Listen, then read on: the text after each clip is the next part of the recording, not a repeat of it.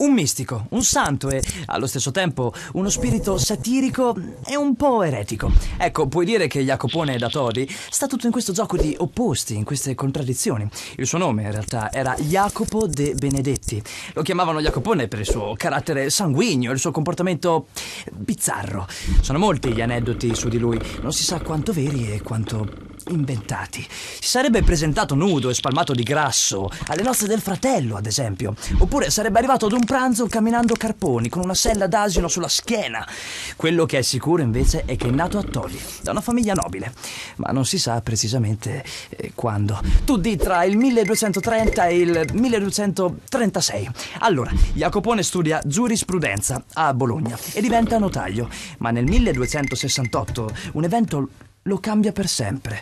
La moglie muore in un incendio. Addosso alla donna viene ritrovato un cilicio, uno strumento di penitenza, di pena corporale.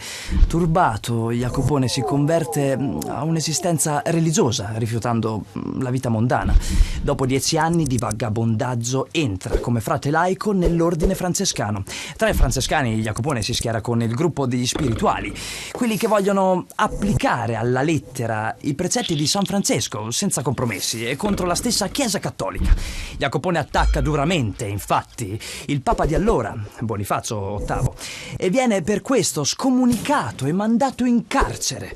Sarà liberato solo 5 anni più tardi e 3 anni dopo, il giorno di Natale del 1306, muore. Aveva 70 anni. O 64. Dipende se lo fai nascere nel 30 o nel 36. Ebbene, ora ti dico qualcosa sulle sue opere, che ne testimoniano bene la forza e la personalità. Si tratta di un centinaio di componimenti poetici dominati da 2 temi centrali. Il primo è il misticismo, la ricerca di Dio. Il secondo è la condanna del vizio e della corruzione morale all'interno della Chiesa. Tra le poesie religiose, ricordati il celebre Pianto della Madonna.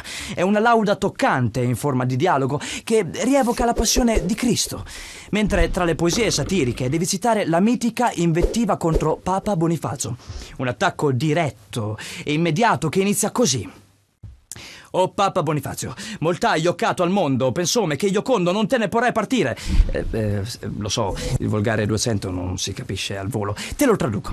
«Papa Bonifacio, hai goduto molto in vita, per cui penso che non morirai felice. Ti basta? Se non ti basta, ripassa da qui, ripassa da noi».